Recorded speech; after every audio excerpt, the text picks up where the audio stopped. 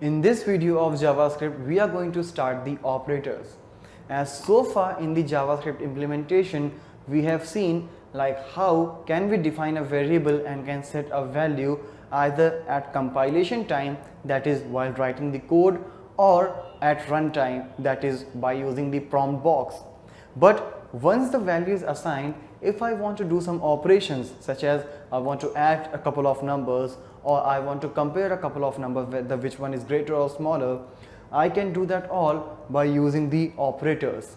As operator is nothing but a symbol which tells the system that which particular task need to be performed in that particular data on which you are applying the operator.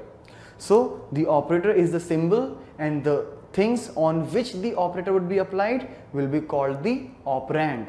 For example, if there are a couple of variables where a and where b, and we are saying like a plus b, so plus is the operator and a and b are the operands on which the operator is being applied.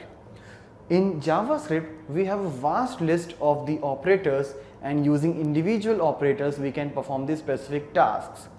So on the basis of the operands, these operators can be classified as the unary operator, means a single operand operator, binary operator means the operator having two operands, or ternary operator means the operators having three operands.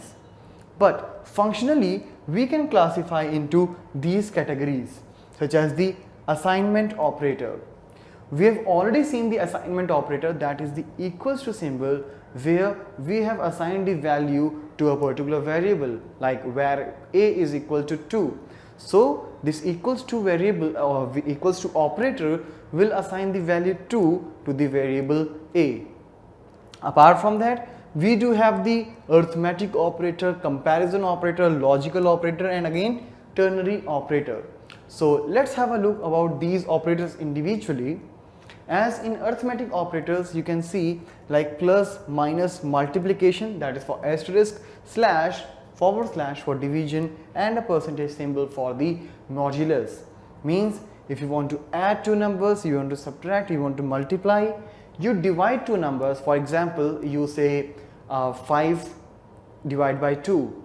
So what will happen?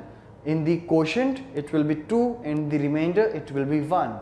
So the slash will take the quotient part, means the division operator will take the quotient part, while the modular symbol will take the remainder part.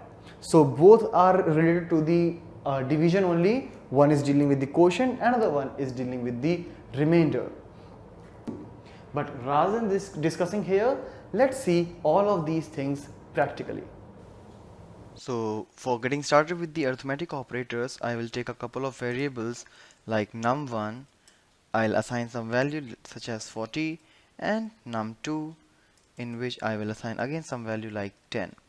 Now, as we have already discussed about the arithmetic operators like plus, minus, multiplication, division, and modulus, so let's do them very quickly. I am not taking any variable, I am just printing the results directly.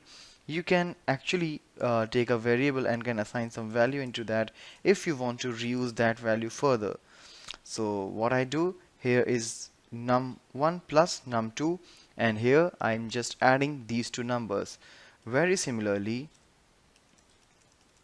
I'll do some more tasks like subtracting, multiplying, dividing, and finding the modulus. So before proceeding, let's break the line for each like this, and let's see the output now. So here 40 plus 10 is 50, 40 minus 10 is 30, 40 multiplied by 10 is 400. When you will divide 40 with 10, in quotient you will get 4, and in remainder it's 0. So like this, all the operators are working perfectly. Now let's do it in another ways, like for example, if I say var result is equal to num1 plus num2, so the result will be assigned to the result variable, alright, and you can now print that particular value like this. and it will work like same. But if you want to do some shorthand operation like things, you can do that as well. But for that, let's take some other scenario. Like here, what I'm doing is I'm just incrementing the value of num1 to an extent. For example, num1 is equal to num1 plus 5. What it will do?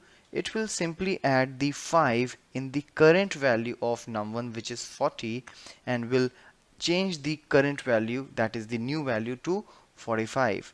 So now if I will print the value of num1, you will get 45.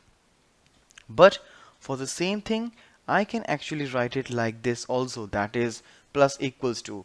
That means the same and will give you exact same output like this. It's again giving you 45. Now let's talk about the operator precedence. So for that, what I'll do, I'll just take one more variable called result, and now what I'll do is 10 plus 5 into 20. So now when I will print the value of result, what it will do is, first of all, since the multiplication precedence is higher than the plus, so first of all 5 will get multiplied to the 20, which will result you 100, and then this 100 would be added to the 10, which will give you 110 in the output. But if you want to change the precedence, you can put them in the parentheses, so the precedence of parentheses is always higher. So now this 10 plus 5 would be done, that is the 15, and then that 15 would be multiplied to 20, which will give you 300, like this. Alright, so this is about the operator precedence. Now let's change the value of the variables of numeric types using the single operators or the unary operators, that is plus plus or minus minus. So here, as we have already discussed, like whenever you will use this plus plus operator, it will actually make the increment by 1. So now when I'll refresh, you can see it's 11, and they come into two varieties. This is the post increment, and if you'll put the plus plus before, it will be a pre-increment. Let's talk about the difference. Since here I have used plus plus num, that means it is pre-increment and the increment will be done before the value is getting assigned to the result. So before the assignment, the increment would be done, that is num will become 11, and then that 11 would be assigned to result. So in this particular case, both the values would be having 11. Let me break the line to get the clear output. Right, like this. But in case if I'll go for the post increment, that will give you a different result. In this particular case, since it is the post increment, that means the assignment would be done before the increment. So by the time the value of num would be assigned to the result would be having 10, and after this assignment the value of num would be incrementing, so the num will have the 11. So when you will print the value of result, it will give you a 10, and while num will give you 11. Let's check it out. The same result which I was talking about. And very similarly, you can do it for the minus minus operator as well, as the way of using the pre and post increment or decrement is going to be very same.